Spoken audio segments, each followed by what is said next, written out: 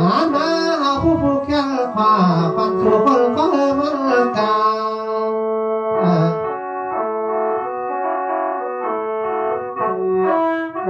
ได้มาพันนาทุกคนดังมายืนยาวเด้อ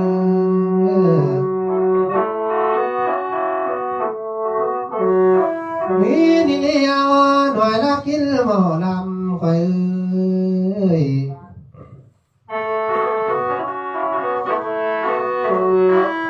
หามาหัวเป็ดกันใต้กองเด้อหัวไก่พันตาลองต้องกล้วย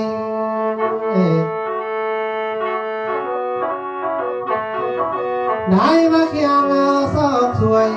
อะไรดอกปีละดอกเดียวไปนุ่มนางได้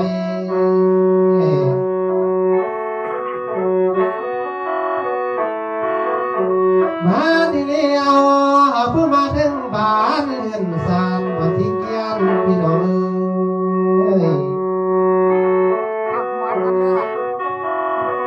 สู้คนนั้นท่านเดินมาเดินหาเลือใด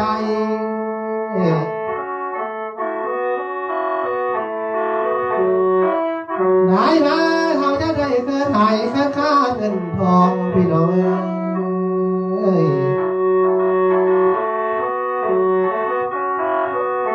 มาดีเลี้ยวฝ่ายผู้เบาหนึ่งเลี้ยวต้นควายสิบฟองความทรงคนเดิน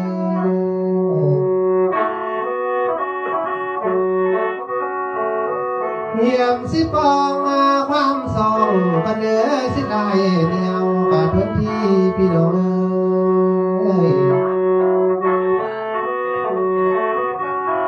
มีดีเลี้ยวพี่น้องเจ้าแก้มและสันพาไป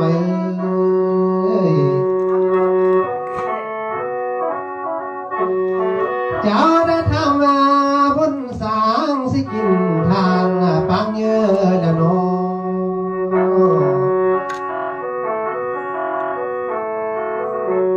เจ้าได้เขียนจีเสบลานละนี่เขียนสร้างเสบไว้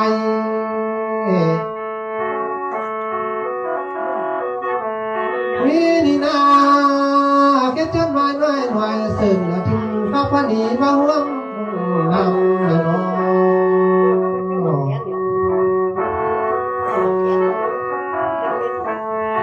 ว่านี่นาได้มากินเหล้านำเจ้าก็เป็นข้าศรัทธาหานมาควายได้มากินยานำเจ้าศรัทธาก็เป็นกอง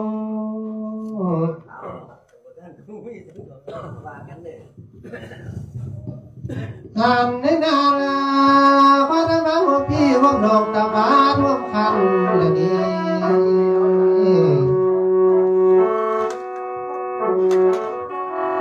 มีนี่เดียวได้มาฟังทำหัวขีดมาให้พระเวทเกี่ยวน้ำมูกของทางเจ้าเลี้ยว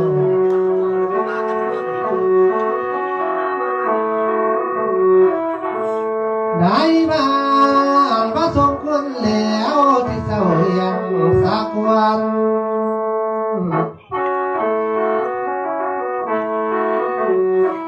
โอ้ยสัตว์เอ้ยเขาได้มากินหยอดน้ำเจ้าบุญมากันนี้ยังได้มาป้าหยอดน้ำเจ้าบุญมีอะไร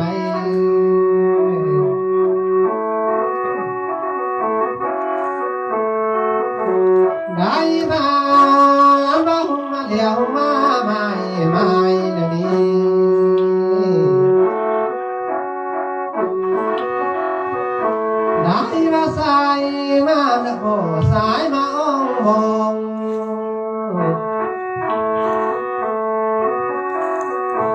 ว่านี่นาพระเจ้าเสียตองสักกี่เงินทานอะไร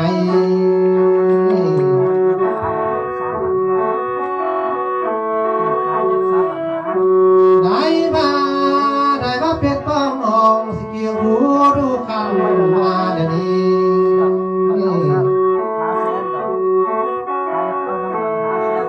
การว่าคันตัวเดียวเขียนลานสองหัว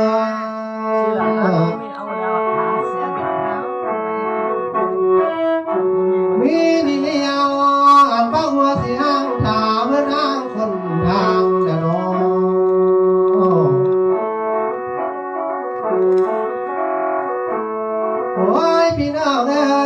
สายสิบายเอาผ้าบันพุงไว้ดูพี่น้องเอ้ย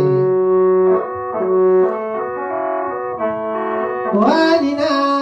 มาปากนับสู่พี่น้องกินจันเดียวอย่าว่า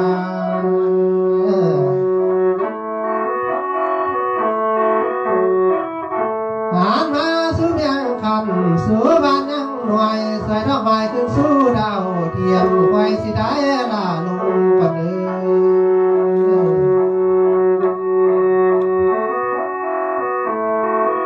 ไว้สิได้ลาเด้อลาทักกันเรื่องสายลาเจ้าสันพากันแล้วหานมาสายสิลาทักกันเรื่องข้าคุณตาคุณนายเป็นมาล้มไป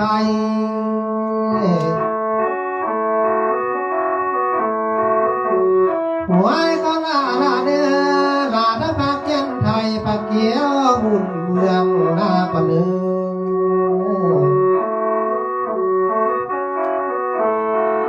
อ่านได้นาลาทักกองพุ่นต่างกลางเมืองดูลาพี่น้องเอ้ยหวยก็ลาเด้อภาษาตั้งอยู่พื้นก้าวบ้านเรื่องงามลาเด้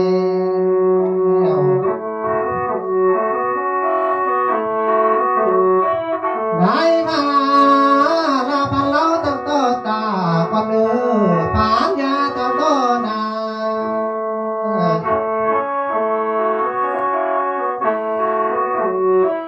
ได้มา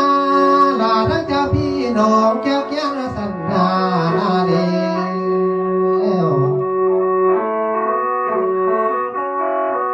โอ้ยกันมาพาเบอตายลาพี่นาเดือนขึ้นเต่า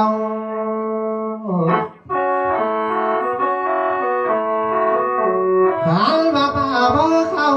เพื่อไม่บุญนับบุญจะเต้าขึ้นจ้าพี่น้องเอ้ยนี่เดียวข้าสิลาเดือนี่ลาทอนิ้วมือพี่น้องเอ้ยขานมาละมือลาทอนิ้วกวย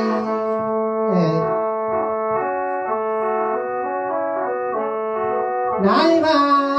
สาสิลาไป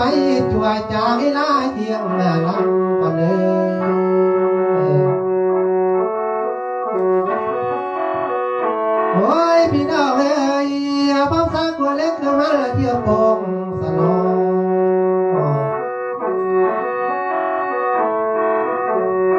สองหานา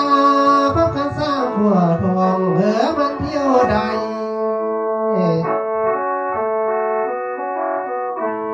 หาพอสร้างขัวใหม่แต่ได้สู่ยามก็เลย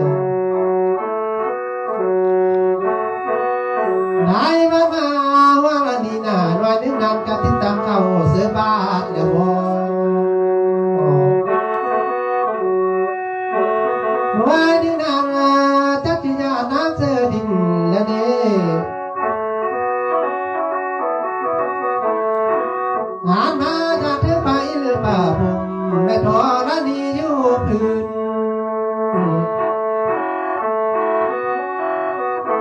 ได้มาส่งคนแล้วสิลาลงสิกวนพี่น้องเอ้ยได้มากันมาวันดีความปากว่าสวยหาเย็นลงนากันเลย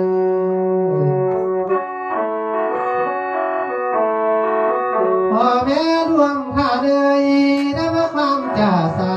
บาปาลงสวรรค์